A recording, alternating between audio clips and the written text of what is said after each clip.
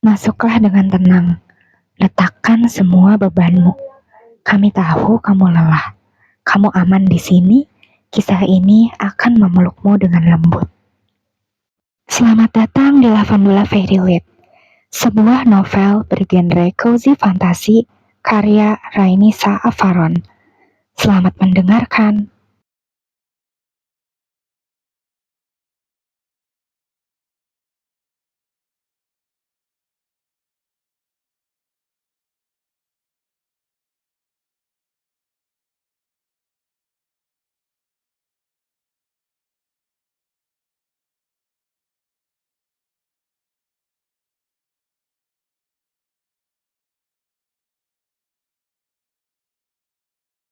Alam adalah jiwa dari keajaiban ilmu pengetahuan. Aku suka kalimat itu. Magis, indah, dan natural. Aku tidak tahu itu hanya bagian dari estetika atau niat terselubung penulis buku pelajaran untuk menarik minat pelajar lewat kata-kata mutiara di awal bab.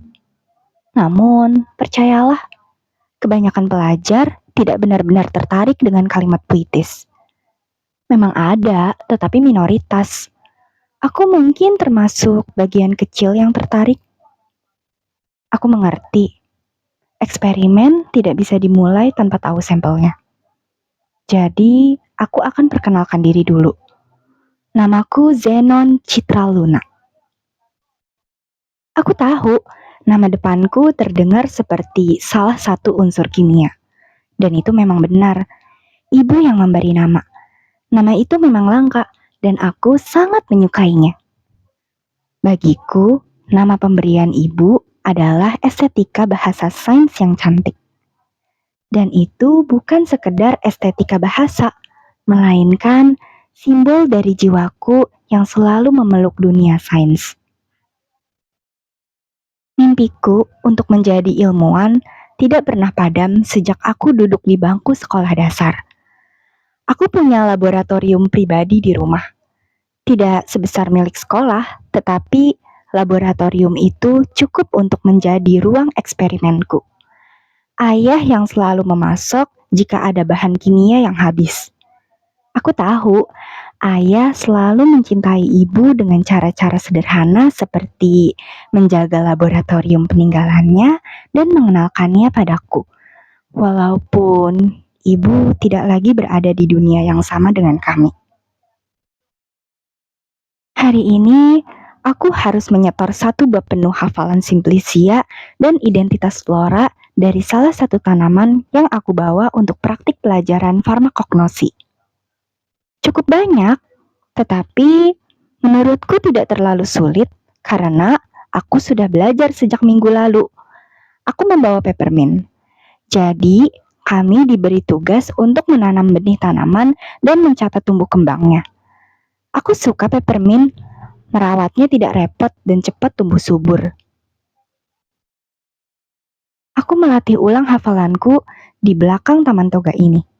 Ya, di belakang sekolahku ada taman lain selain taman toga.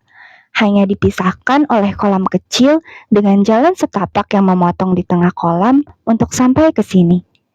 Ini adalah padang lavender kecil. Aroma lavender menguar dengan lembut. Tempat ini bisa menjaga fokusku. Lagi pula, Miss Hazel sudah memberitahukan semua siswa untuk berkumpul di Taman Toga usai jam makan siang untuk menyetor hafalan dan tanaman herbal yang kami rawat. Aku sengaja makan dengan cepat dan langsung berlari ke sini untuk mempertajam ingatan. Biasanya sih ini jadi tempat pribadiku kalau di jam makan siang. Kamu sangat suka tempat ini ya? Aku pikir kita boleh membagi tempat ini asal beda waktu. Aku siang, kamu sore. Biasanya begitu kan? Suara tersebut sontak mengejutkanku. Oh, si cowok lavender. Aku tahu anak itu. Dia sekelas denganku. Teman-teman yang lain menganggapnya aneh karena dia seperti orang yang hanya terobsesi dengan bunga lavender. Nyaris tidak pernah tertarik untuk berinteraksi dengan siapapun. Bukan karena semua orang mengucilkannya, justru kebalikannya. Dia selalu mendorong jauh teman-teman sekelas untuk tidak mendekatinya. Tunggu. Sejak kapan ada aturan seperti itu? Dan kenapa si cowok lavender yang sombong itu tertarik bicara denganku? Itu aturan tidak tertulis, harusnya kamu tahu, ucapnya, seolah menjawab isi hatiku. Maaf, tapi tempat ini bukan milikmu. Ini punya sekolah. Semua siswa berhak menggunakannya, sesuka mereka. Aku bersikeras. Sesaat ia memutar bola matanya, tampak menyebalkan. Oke, terserah. Kali ini kamu boleh datang di luar jadwalmu sendiri. Tapi lain kali jangan lupa izin padaku.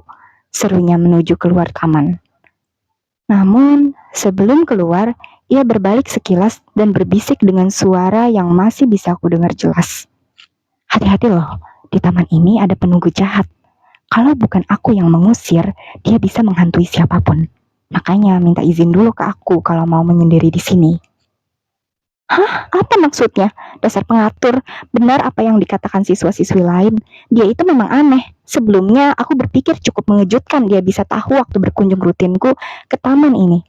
Namun saat mengingat gayanya yang seolah menguasai taman lavender, bisa aku tebak.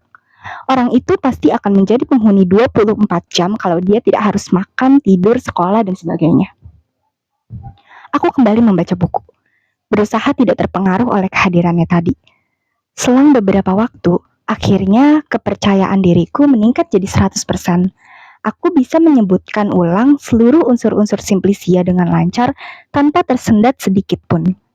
Bagus, sekarang waktunya menikmati pemandangan asri Taman Lavender sambil menunggu jam istirahat usai.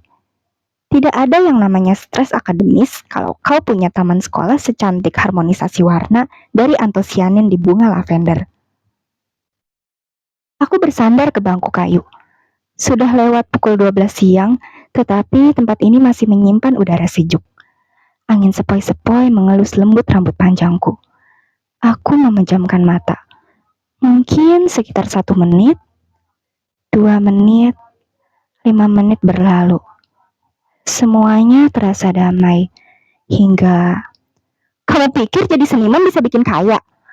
Aku tersentak dan refleks membuka mata. Tunggu, apa ini? Pemandangan taman lavender di hadapanku menghilang, benar-benar lenyap secara harfiah. Hamparan lavender digantikan oleh pemandangan. Aku tidak tahu pasti. Satu ruangan luas berlantai pualam di sebuah rumah. Tapi ini rumah siapa? Aku mendongak. Ada kandelir kristal mewah tergantung di atas sana. Sekitar 2 meter di hadapanku, berdiri seorang anak laki-laki yang tampaknya berusia 7 atau 8 tahun. Aku tidak tahu pasti.